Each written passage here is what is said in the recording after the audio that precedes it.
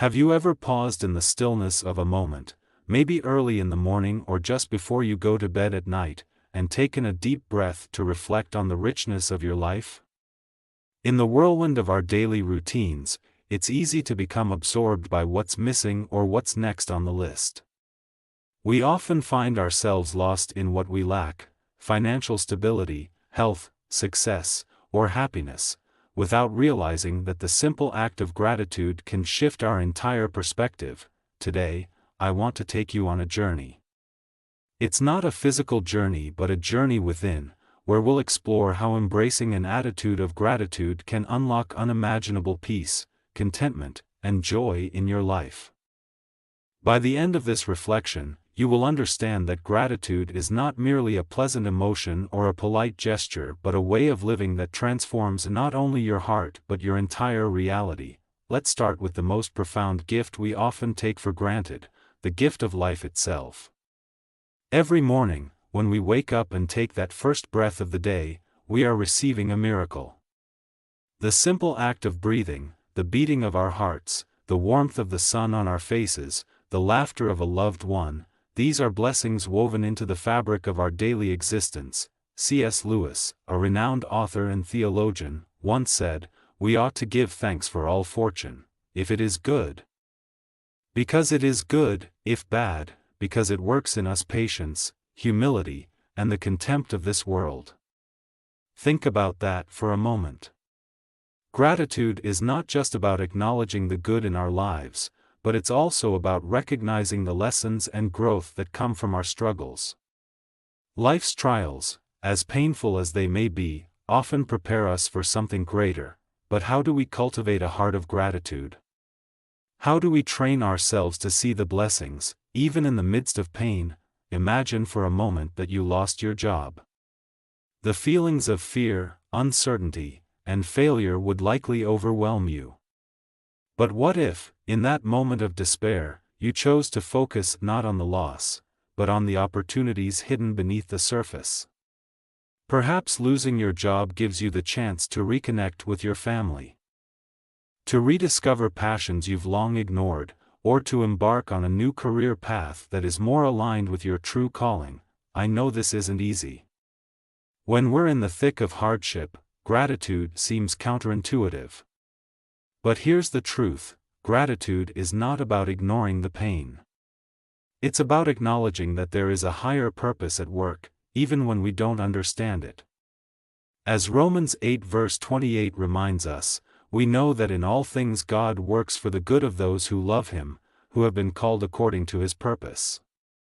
It is often only in hindsight that we realize how life's challenges were paving the way for something extraordinary. Think about a time in your life when you faced a setback, only to realize later that it was a blessing in disguise. Perhaps it was a broken relationship that led you to the love of your life, or a missed opportunity that directed you toward a path more fulfilling than you could have imagined. This is the power of gratitude in the face of adversity. It transforms what seems like a curse into a gift. Gratitude isn't just something we practice when life is going well. It's a habit we must cultivate every day, in every circumstance. C.S. Lewis observed that gratitude looks to the past and love to the present. Fear, avarice, lust, and ambition look ahead. By choosing gratitude, we shift our focus from what we lack to what we already have. We begin to see the world not through a lens of scarcity but through a lens of abundance. Let me ask you this: if tomorrow you woke up with only the things you thanked God for today, how much would you have? It's a humbling thought, isn't it? In our rush to achieve more, acquire more, and become more, we often overlook the incredible blessings that are already present in our lives, from the air we breathe to the food on our tables, from the love of our family and friends to the beauty of nature around us. These are gifts we often take for granted. But when we pause, even for a moment, to recognize and give thanks for these blessings, something shifts within us. We move from a mindset of scarcity to one of abundance. And suddenly, life feels richer, fuller, and more meaningful. Gratitude, as C.S. Lewis noted, also has a deep spiritual dimension. It is not just about being thankful for material blessings or pleasant experiences. At its core, gratitude is about recognizing God's hand in every aspect of our lives, both good and bad. It is about acknowledging that everything we have, every joy, every trial, every breath, is a gift from our Creator. One of the most beautiful reminders of this comes from James 1 verse 17, which says, "Every good and perfect gift is from above, coming down from the Father of the heavenly lights, who does not change like shifting shadows." God's love for us is constant, unchanging, and eternal. And once we grasp this truth, we begin to see the world differently. Gratitude becomes not just a reaction to the good things in life but a way of living, a way of seeing the world through the eyes of faith. One of the most powerful aspects of gratitude is its ability to shift our perspective. When we focus on what we lack, we invite anxiety, fear, and dissatisfaction into our lives. But when we focus on what we have, we cultivate peace, joy, and contentment. It's like turning on a light in a dark room. Suddenly, we can see clearly, and the beauty around us comes into focus. C.S. Lewis once wrote, "When we lose one blessing, another is often most unexpectedly given in its place." Life is full of seasons, and while some may be marked by loss or hardship, others are filled with joy and abundance. The key is to trust that even in the darkest moments, there are blessings waiting to be discovered. Gratitude is not just a spiritual practice, it has profound effects on our mental and physical health as well. Studies have shown that people who regularly practice gratitude experience lower levels of stress, depression, and anxiety. They are more likely to feel satisfied with their lives, to have stronger relationships, and even to enjoy better physical health. Why is this? Because gratitude shifts our focus away from negativity and toward positivity. It rewires our brains to see the good in our lives rather than dwelling on the bad. When we make a habit of giving thanks, we train our minds to look for blessings, even in the midst of difficulty. This is not to say that gratitude is a magic cure for all of life's problems. We will still face challenges, setbacks, and pain.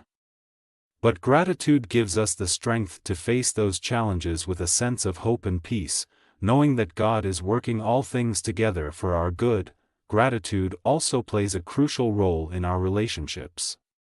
When we take the time to express our thankfulness to the people in our lives, it deepens our connections with them. It strengthens our bonds and fosters a sense of mutual appreciation and respect. Think about a time when someone expressed genuine gratitude to you. How did it make you feel? Did it warm your heart, lift your spirits, and make you feel valued? Now, imagine you could offer that same gift to others. By expressing gratitude, you not only bless the recipient, but you also enrich your own life. C.S. Lewis once said, "Humility is not thinking less of yourself, but thinking of yourself less." Gratitude helps us to do just that. It shifts our focus away from ourselves and toward others, creating a ripple effect of kindness, generosity, and love. In times of trial, gratitude is not just an emotion, it is a declaration of trust. When we choose to give thanks, even when life is hard, we are proclaiming our faith in God's goodness and sovereignty. We are saying, "I may not understand why this is happening, but I trust that God is in control, and I thank Him for His love and grace." One of the most powerful examples of this kind of gratitude can be found in the story of Daniel. Despite being taken into captivity in a foreign land and facing the threat of death, Daniel remained steadfast in his faith and his gratitude. In Daniel 6 verse 10, we read that 3 times a day he got down on his knees and prayed, giving thanks to his God, just as he had done before. Even in the face of adversity, Daniel chose gratitude, a testament to his unwavering trust in God. Gratitude is not something we practice only when life is going well. It is a daily discipline, a habit we cultivate over time. And like any habit, it requires intentional effort. But the rewards are immense. Imagine starting each day with a simple prayer of thanks. Before you even get out of bed, you take a moment to thank God for the gift of a new day, for the people in your life, for the opportunities that await you, and for His unchanging love. How might that shape the rest of your day? Or consider keeping a gratitude journal, where each night you write down 3 things you are thankful for. They don't have to be big things. Sometimes the smallest blessings are the most profound. Maybe it's the sound of birds singing outside your window, the smile of a stranger, or the warmth of a cup of coffee in the morning. Whatever it is. By taking the time to acknowledge it, you are training your heart to see the good in your life. In a world that often focuses on what we don't have, choosing gratitude is a radical act of faith. It's a decision to see the abundance around us, even when life is hard. It's a commitment to trust in God's goodness, even when we don't understand His plan. And it's a way of living that brings peace, joy, and contentment to our hearts.